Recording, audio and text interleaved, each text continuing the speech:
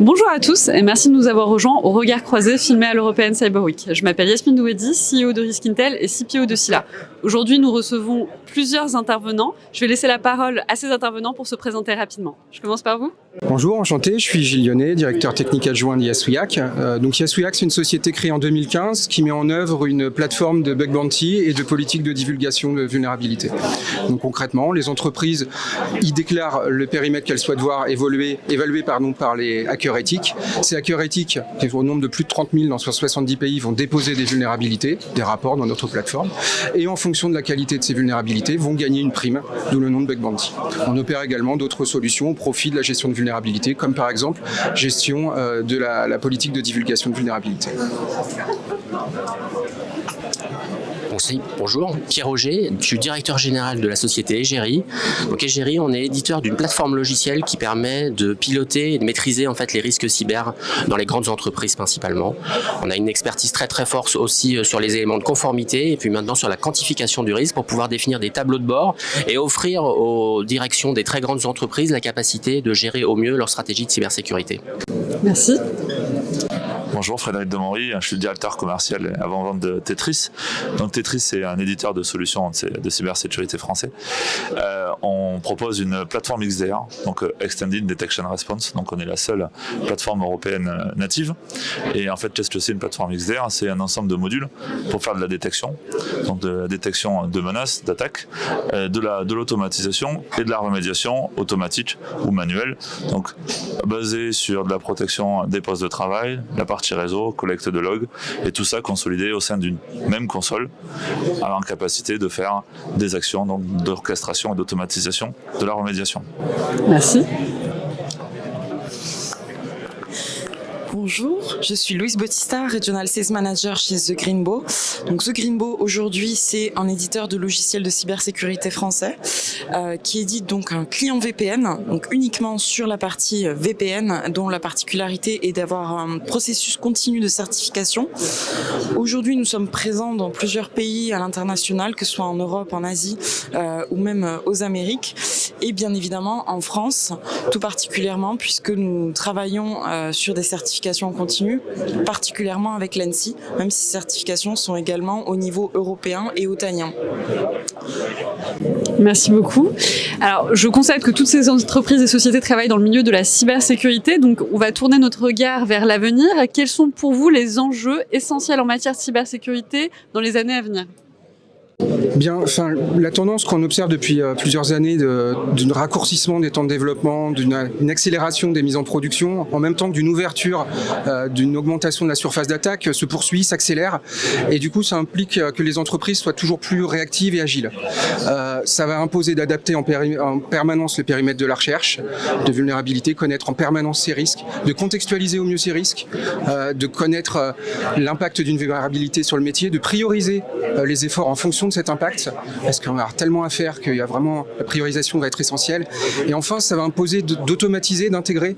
On parle de DevSecOps depuis des années.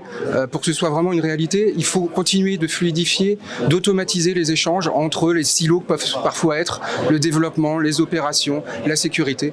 Il faut fluidifier tous ces échanges-là avec des outils qui vont faire communiquer les différentes plateformes ou les intégrer. Voilà. Pour compléter, mais je partage parfaitement en fait cette vision. On est sur une problématique de sécurité qui devient de plus en plus complexe, qui devient de plus en plus engageante aussi en termes de responsabilité, où il y a des enjeux financiers qui sont de plus en plus forts. Donc on se doit de maîtriser de façon beaucoup plus précise aujourd'hui la stratégie de cybersécurité qu'on va mettre en place. Et c'est notre angle d'attaque pour essayer d'aider les entreprises à définir cette stratégie de cybersécurité avec performance. C'est de focuser en fait sur la maîtrise des risques et sur l'anticipation du risque cyber, de pouvoir collecter cette information, de pouvoir aussi s'engager dans un processus collaboratif pour pouvoir plus rapidement obtenir de l'information, traiter cette information et donc du coup avoir une stratégie de cybersécurité qui soit plus performante et donc offrir la possibilité de devenir des combattants efficaces dans cette situation qui est un vrai défi international aujourd'hui et dans laquelle on est tous impliqués. Merci beaucoup. Pour compléter, et je suis tout à fait aligné avec ce qui vient d'être dit précédemment, on a côté Tetris, l'enjeu, ça va être bien entendu de réussir à couvrir cette surface d'attaque et donc détecter plus rapidement au travers de machine learning ou de deep learning, en tout cas des mécanismes qui vont nous permettre d'être meilleurs en termes de détection. Le deuxième axe, c'est la partie collaboration. Pour nous, c'est important et c'est majeur dans les années futures d'ouvrir notre plateforme et de collaborer massivement avec les autres solutions et s'interfacer avec d'autres solutions, tout simplement pour partager de l'information, soit au travers de la CTI, soit au travers de plein d'informations, mais qui vont nous permettre d'améliorer la détection et bien entendu améliorer la réponse. Donc c'est vraiment les enjeux majeurs pour nous, c'est la partie détection, amélioration de la détection et amélioration de la réponse, amélioration de la remédiation au travers de l'orchestration, de l'automatisation qui va être la clé pour nous dans les années futures. Merci Louise Battista. Donc pour nous, le grand enjeu actuel est vraiment d'aller sur une approche de plus en plus ce qu'on appelle zéro trust, c'est-à-dire intégrer tous les défis que pose la transition vers le cloud sur une technologie éprouvée comme l'est un client VPN qui finalement est quelque chose en soi assez traditionnel dans la cybersécurité aujourd'hui et qui parle à tout le monde puisqu'on l'a bien vu avec le confinement. Sécuriser les connexions, c'est quelque chose d'indispensable dès lors là où on progresse sur la transition numérique. Merci beaucoup.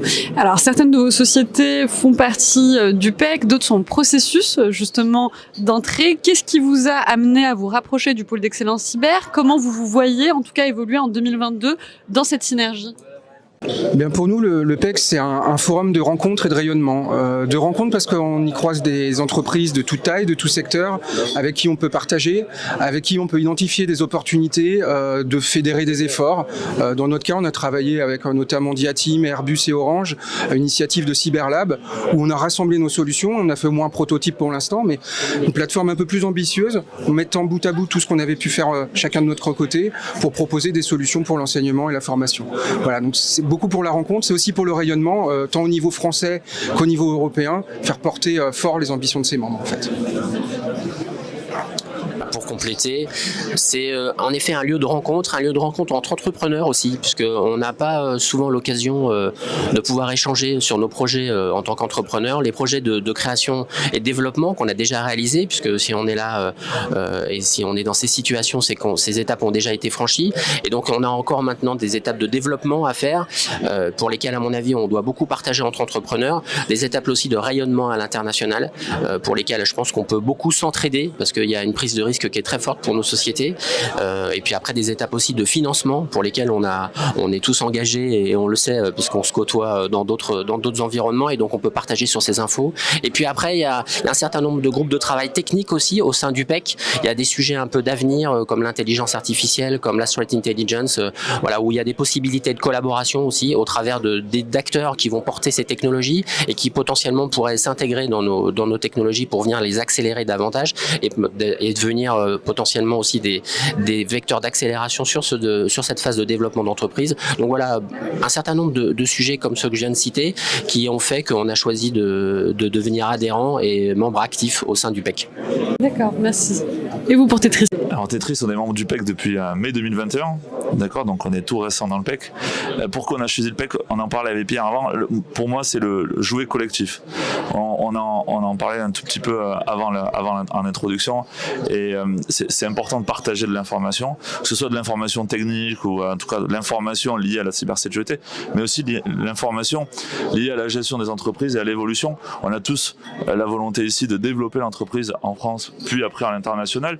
Donc travailler sur les démarches, capitaliser sur ce qui a pu être fait, essayer d'éviter les erreurs qui ont pu être faites et donc pour aller plus vite. Voilà, pour moi le PEC c'est déjà ce premier axe, de travailler ensemble. Il y a le deuxième axe qui est la partie formation. Donc travailler avec les écoles, continuer à ce que les écoles grandissent. Nous côté Tetris on travaille beaucoup par exemple avec l'INSERM MadMeca, une école d'ingénieurs qu'on fait évoluer, et au sein du PEC il y a cette volonté en plus de promouvoir la cybersécurité, de faire de la cybersécurité un métier de demain pour beaucoup de gens, et donc on est beaucoup intéressé par ces deux axes, le travail ensemble, le travail collectif et partager l'information, et cet aspect formation qui est essentiel pour nous puisqu'on veut avoir des talents, et donc ça passe par des formations de bon niveau en France. Merci Louise Battista. Je vais rebondir sur les mots de Fred, c'est-à-dire que pour nous aussi c'est important de jouer collectif et c'est la raison principale pour laquelle on va intégrer le PEC très prochainement. Aujourd'hui on est très impliqué, très engagé dans plusieurs associations, groupes informels ou très formels, au contraire institutionnels, et pour nous la spécificité du PEC c'est finalement d'avoir ce lien autant fort avec l'enseignement d'une part, avec les industriels d'autre part et avec les institutions. C'est-à-dire qu'on est plutôt sur deux faces de ces trois faces-là habituellement et le PEC les rassemble toutes.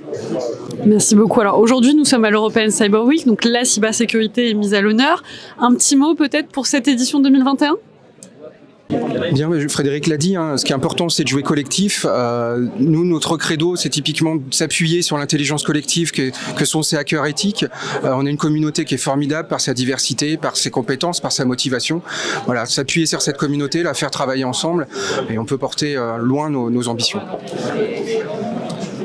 Utiliser ce collectif pour développer trois axes principaux. Continuer à développer l'innovation dans nos PME. On est reconnu pour ça. On a fait un atelier encore nous hier sur ce sujet, l'innovation et l'importance de l'innovation liée à l'agilité et à la possibilité de liberté de création qu'on a dans ces entreprises. Mais derrière, continuer à développer nos sociétés, les faire grandir en termes de nombre de personnes, en termes d'organisation. Et puis ensuite, on est à l'European Cyber Week, donc réussir cette étape indispensable de quitter le marché français, de ne pas rester uniquement sur le marché français et de réussir cette étape de passage à l'échelle au niveau du marché européen et si possible plus loin à l'international. Merci. Je crois que tout a été assez bien résumé. C'est pas facile de passer troisième, mais voilà, c'est pour nous l'European Cyber Week, c'est déjà des échanges avec les organismes publics, avec des clients, avec des partenaires. Donc c'est ça déjà le premier intérêt de l'European Cyber Week. Et ensuite, c'est d'échanger avec beaucoup de gens qui passent pour des recrutements. C'est vrai que ce qui est intéressant aussi à l'European Cyber Week, c'est qu'on rencontre beaucoup de gens. Donc on recrute chez Tetris. C'était un des messages que je voulais faire passer aussi. Et enfin, c'est s'ouvrir sur l'international. Pierre vient de le dire. L'European Cyber Week permet aussi de commencer déjà à discuter avec des délégations estoniennes, lituaniennes ou autres, ou même du Pays de Galles, qui sont passées récemment sur le stand. Et puisque l'ambition de Tetris, c'est aussi de s'étendre à l'international et assez rapidement et d'accélérer. Et l'European Cyber Week est un levier pour ça. Donc nous, pourquoi l'European Cyber Week Vraiment pour toutes les raisons qui ont été citées, c'est pas facile de passer en dernier, mais également pour des raisons d'écosystème. Et là où je veux mettre l'accent, c'est que autant il est important en fait de rencontrer des partenaires, d'engager la conversation avec des étudiants qu'on veut recruter, mais aussi il est important de s'engager sur d'autres sujets. Et je trouve que cette année particulièrement, l'European Cyber Week a été assez engagé, donc déjà sur le sujet des femmes, qui est aussi un sujet important pour The Greenbow, mais aussi sur le sujet des collectivités, qui est un grand défi actuellement, je pense, au niveau national. Et donc cette édition a été aussi l'hôte de la première remise de trophées des communes cyberdynamiques. Donc je pense que c'est important de le souligner, et pour nous c'était très important d'être là pour soutenir ce genre d'initiative. Merci à tous du coup d'être venus, d'avoir répondu positivement à l'invitation du pôle d'excellence cyber de Scylla et de Risk Intel, et j'espère vous recevoir une prochaine fois sur notre plateau. Merci.